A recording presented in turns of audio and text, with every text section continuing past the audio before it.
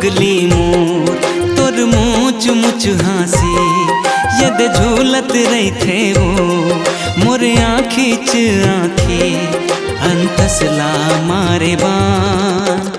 चाहत रही हूँ तोला वो गोरी जब तक है जान, चाहत रही हूँ तोला है वो जब तक है जान।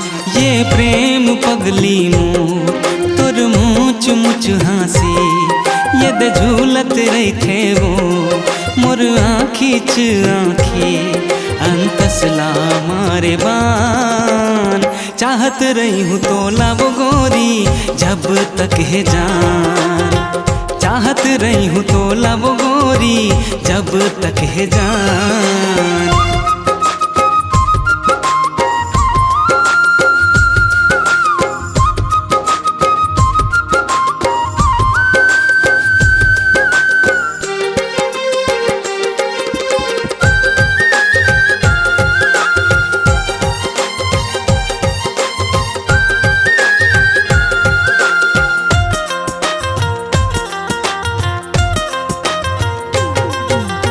मन मोहिनी तोर रूप है रानी, चाल है तोर हंसनी, ओठ कमल फूल गाल गुलाबी लागे माया के रागिनी।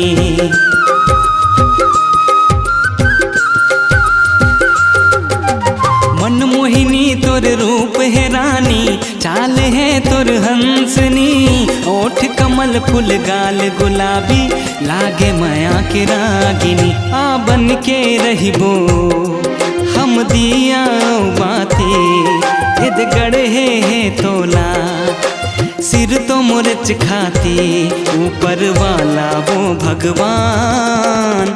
चाहत रही हूँ तोला वो गोरी जब तक है जान, चाहत रही हूँ तोला है वो जब तक है जान।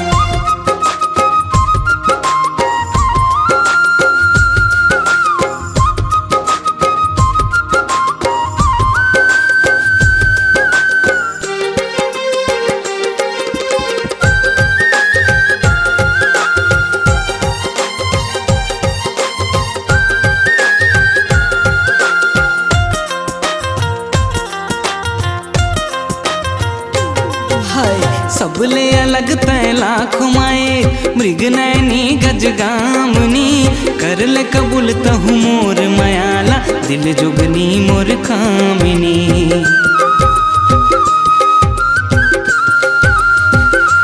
हाय सबले अलग तय लाख माए मृग नैनी गज गामनी, कर ले कबूल तहु मोर मयाला दिल जुगनी मोर कामिनी। हाय सुनत रहते हो तोर मीठ मीठ बानी, तै बोल देना वो एक बार मोर रानी, दे दे माया के जुबान।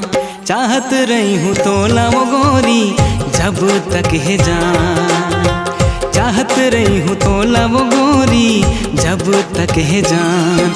ये प्रेम पगली मोर तोर मूच मुच हाँसी यद झूलत रही थे वो मोर आँखी च आँखी अंतसला मारे बान। जब से तोला देखे हूँ दीवाना हो गया, बोले के बहुत कोशिश करे मगर बोल नहीं पाए, अब मोर जाए के बेरा हो गया।